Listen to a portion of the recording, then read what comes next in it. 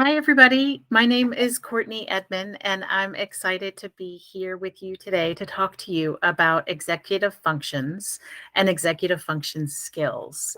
This is another cornerstone of understanding in our To Tame the Shame parenting model because so many of our kids have challenges with executive functions and executive function skills and having a better understanding of them and how they relate to the brain, I thought would be helpful.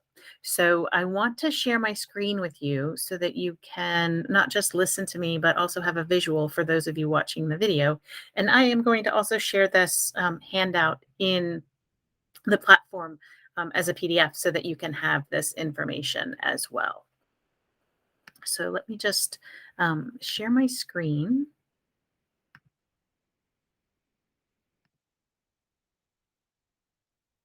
So, So, what are executive functions? Well, as you might imagine, and this is redundant here, as you might imagine, um, there are, well, or maybe not imagine. What I found to be interesting was that there are multiple definitions of executive functions and multiple models of executive functions, but there are three really well known models, and they're represented here. One is by Russell Barkley, a physician, one is by Thomas Brown, another physician, and one is by the Harvard Center for the Developing Child.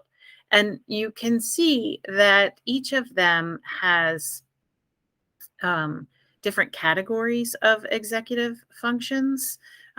Self-awareness. So Russell Barkley has seven categories: self-awareness, inhibition, nonverbal working memory, verbal working memory, emotional regulation, motivation regulation, planning, and problem solving. Whereas Thomas Brown has emotion, activation, action, memory, focus, and effort as his categories. And then the Harvard Center for the Developing Child talks about self control, working memory, and mental flexibility. Now, if you think about what is an overall definition of what executive functions are.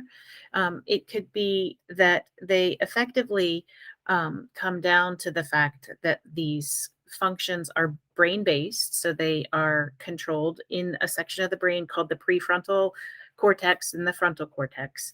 And they are mental processes that all work together in order to impact goal directed behavior, self directed action, if you will. And they help us manage our daily lives.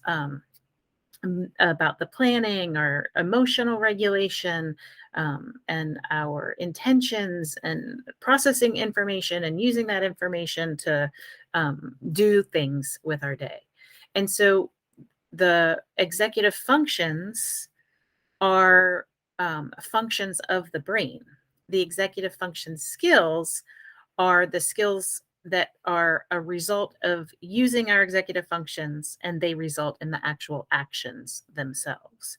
And so when our executive functions are impaired because of some brain based disability, the executive function skills are also impaired. And that is why the executive function skills need to have intentional practice and instruction, because we have to impact the brain of people who have impaired executive function skills in order to help them develop the parts of the brain that house those executive functions.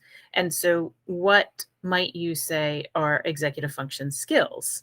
Well, if we go down to the bottom, so this is more information for you about Russell Barkley and his concept of executive functions and how the executive functions build one off of the other. And over time, with age and neurological maturation, although there's no specific timetable for when these are developed, um, the executive functions build as you become neurologically more mature.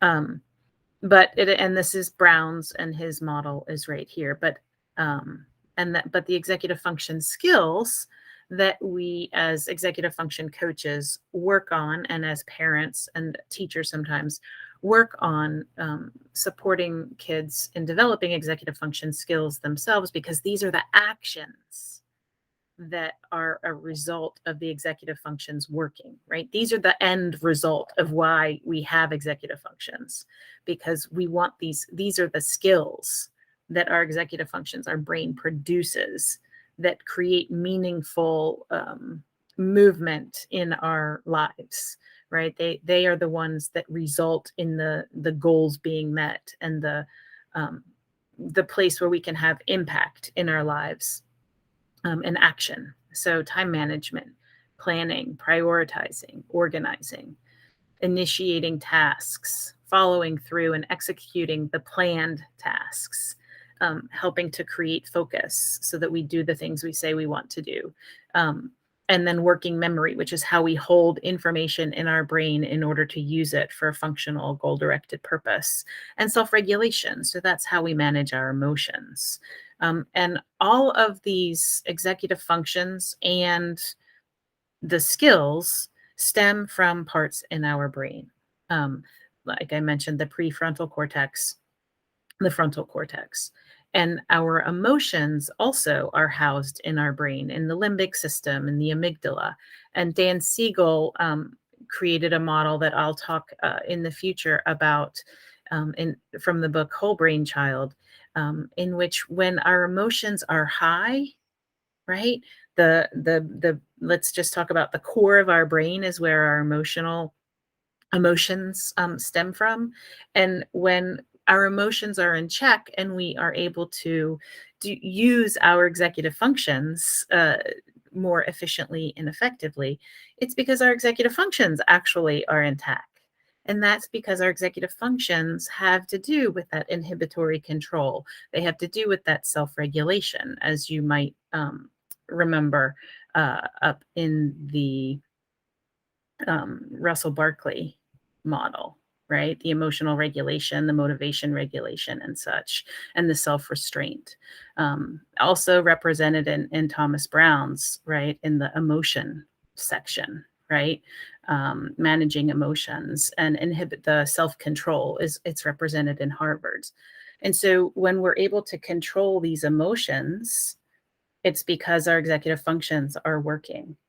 But sometimes our emotions get the better of us, and especially with our kids, right? And that's because the the emotional center of our brain is much stronger than the prefrontal cortex executive function components of our brain, and we flip our lid, right? And so it's important to make sure that these emotions get smaller in order for our executive functions to work properly again. So a lot of times that's why it's really challenging. Like, that emotional regulation is one of the first things that has to happen in order for our executive functions to work properly, in order for us to use our executive function skills.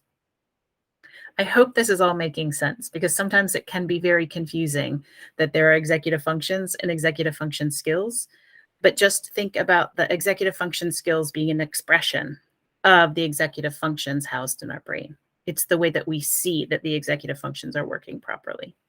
And it's the place where we can have the most impact, because it's this at the skill level that we can incorporate the strategies to make up for um, some of the executive functions that may be more challenged, right? So we can impact things at the planning and prioritizing. We can impact things with verbal working memory and visual working memory by practicing strategies. We can work on supporting people's emotional regulation by giving them tactics and strategies like breathing, being grounded, in order to co-regulating, in order to help them find ways to control their emotions.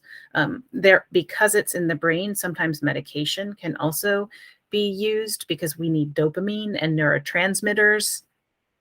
So the chemicals in the brain that allow the neurons to speak to one another, in order for the thoughts and processes to happen. And sometimes with ADHD, there's not enough dopamine. So getting that dopamine to work more effectively, or being found in greater quantities with medication can sometimes help focus, for example. A lot of the executive function skills themselves are not impacted by medication. So that's an important piece of information to have, that there still needs to be this intentional um, effort to learn executive function skills that medication for ADHD is not going to have an impact on. So let's see. So that's what executive functions are. That's what executive function skills are. So executive functions are responsible for executive function skills. So what are these executive functions themselves? So um, if you go back up to the top here in this table that compares them, you can see I like to focus on the simpler model of the Harvard model, because it seems to me that this self-control, um, I guess what I'm trying to say is these three categories are all encompassing. And it seems like Dr. Brown and Dr. Barkley expanded on them to be a little bit more descriptive. But in fact, self control, working memory, and mental flexibility all encompass the other categories that Dr. Barkley and Dr. Brown named. And so, what is self control? What is inhibitory control? So, when we think about our kids, when they have difficulty regulating their emotions, that's because they don't have the executive function of self control yet. So we see our kids who are neurodiverse having difficulty controlling their emotions. They're impulsive, they are quick to anger. There's anxiety, perhaps. There's sadness. There's just a lot of emotion. They have difficulty controlling their energy, sitting down to focus. And so, what might we be able to do about that in terms of working towards developing greater self control, greater inhibitory control? Well, we can find outlets for that energy. We can get them to exercise. We can teach them breathing strategies. I know when sometimes I've had a child that I've been coaching who's impulsive in the classroom and speaks out. And so finding a place to put that energy into a doodle pad instead of bursting out. And so retraining his brain to have an outlet that's acceptable within a larger classroom setting is helpful. And just helping to retrain them. What do I do with the energy that I have as I work on developing this mental process in my brain to control that impulsivity? Working memory. So Dr. Barkley talks about nonverbal working memory and verbal working memory. And I do think that that's an important distinction, because the nonverbal working memory is more of a visual as opposed to a verbal. And sometimes people are stronger with their visual working memory, and sometimes people are stronger with their verbal working memory. So what is working memory? Working memory is different than short-term memory and long-term memory. Working memory is being able to hold information in your brain and then use it for some purpose. So doing math is a perfect example. Like if I tell you, what is 66 plus 18 equal to? I need to be able to hold that information in my head, 66 and 18, in order to use that information to do the mathematical computation. Sometimes people don't have strong verbal working memory and they can't hold that verbal information in their head. And so they use what they need to do is they need to put it down, write it down. And that's what we teach kids a lot of times to do. Another example of verbal working memory is when we tell kids, okay, I want you to, what you need to do, what do you need for to take with you today to practice? And let's make sure you have it all ready to go. So first you need your water bottle, you need your hockey stick, you need the hockey bag, and make sure you bring a snack. So if you have strong verbal working memory, you're going to be able to hear all of that and remember all of those things. How many times do we get to the car and our kids have forgotten at least one or two things that they were needing on that list, right? So again, a good strategy is writing it down. Nonverbal working memory is being able to have a picture in your head of something. So a lot of times when and writing it down can help create that picture in the head, right? So if we're talking about those same things for hockey practice, right? So when I say them, I get a picture in my head. If I have a strong visual working memory, nonverbal working memory, I create a picture in my head, right? There's like a little bubble over my head with the picture in it. Can't you see it? So I have a water bottle there, I have my hockey stick, I have my hockey bag, and I have a snack. And I create a picture. So a lot of times I learned from Coach Judy Johnson, we see it, we say it, and we do it. I think that's what she said, right? So uh,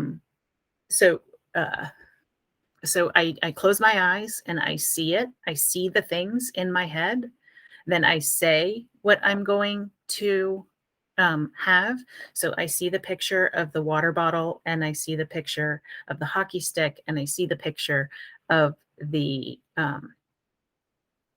hockey bag, and I see the picture of the snack, right? And I close my eyes and I see it. And then I say it. So sometimes as a parent, we might say, okay, so what is it that you're going to have? And they say it again. Sometimes we need to add in that extra step of write it, because writing it down sometimes can also help to trigger that visual working memory, nonverbal working memory, and then do it. And then just to make sure, a lot of times when we get into the car with our kid, we can ask them again, what are the things that you brought? And that can help them, just as a check, but it's also just continuing to build that nonverbal and verbal working memory. And what's mental flexibility? Well, mental flexibility has to do with someone's ability to manage their emotions and manage, um, being adaptable in certain situations, right? And a lot of times that also has to do with Russell Barkley's planning and problem solving, um, emotional regulation, because in order to be adaptable in a situation that doesn't go our way, we have to perceive information and then think about alternatives. So, if you get lost, for example, you have to have the mental flexibility to figure out your way out, right? You also need to find a way, perhaps, to switch gears and make a different decision in the moment. So you arrive at the movie theater and with your child, and the movie that you wanted to see is sold out. What do you do? And having the ability to take in that information and figure out a way to problem solve through it to make the best of the situation and adapt. It's not always easy, but that's a part of an executive function that allows us as human beings to get through the world adapting to the situations that we're presented with. Um, and it can require some executive function skills of prioritizing, problem solving, managing time, regulating emotions. So that is an example of mental flexibility. So many times, the kids who do not have this executive function are inflexible thinkers. A good example of that is I work with a college student who always felt like it was the professor's fault if they didn't get the grade that they wanted. They were being unreasonable. They were being unacceptable. They were placing demands on them that weren't correct. And so it's trying to help them understand the fact that they can make a difference and they can be problem solvers to get through the situation. because they are the ones that have to find their way to navigate through this um, situation, because I don't think typically the professor will change. Um, so I tell my students that when they're the professor, they can create the situation that they want, and until then, they have to find a way to problem solve through the situation to meet the expectations of others. So that is mental flexibility, and I'm happy to scroll down and show you the um, right. So what they say, in what Harvard says specifically, is it helps us to sustain or shift attention in response to different demands or apply different rules in different settings. So it's really being adaptable, based on where we are. Knowing our audience is a great other one that we work on in helping our teenagers learn about when they can talk a certain way to one person, or talk a certain way to another person based on their audience, or shifting their attention in high school from English class to math class, and making sure that they have that strategies in place to be able to shift that attention. So um, you see the description in here about our executive functions being like an air traffic control system, because we have to take in so much information. Our brain is required to take in so much information, and we have to understand where we can focus our attention, and how we can limit distractions. And you can see that if you have and regulate emotions, and you can see that if our brain is unable to manage all of that information, we can easily get overwhelmed and shut down, or we can easily miss information that's important, or we can easily forget information that's important, or we can easily just shine our attention on the next or direct our attention to the next shiny object if we have difficulty with focus, if we have difficulty with regulating our attention, if we have difficulty with holding information in our minds. And so these executive functions are so crucial to independent living. And it's why it's so important to help our children learn these skills and develop these executive functions in order to become fully functioning adults. Um, and so, why is it that these skills sometimes are seen as behaviorally motivated, or um, motivationally driven? Well, the answer to that is probably quite obvious. They are housed in the brain, these executive functions, right? And so the source of executive function skills, the goal-directed behavior, the remembering to do things, the forgetfulness, we don't necessarily associate those with executive function skills or executive functions. We associate them with other parts of the brain. And we think that rewards and consequences will, in fact, result in changes to these skills.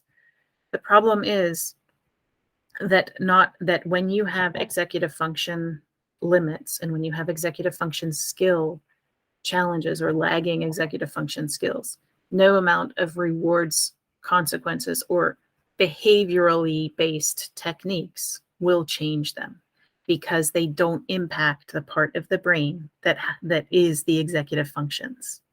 And so that is the challenge: is behavior and motivation are housed in the brain, but those are not part of the executive functions specifically, um, as defined by working memory, mental flexibility, and self-control.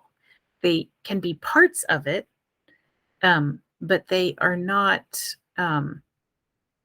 They aren't. As you can see, effort is a part of an executive function, but the pieces of so effort is impacted by so many other things: the alertness, the processing speed.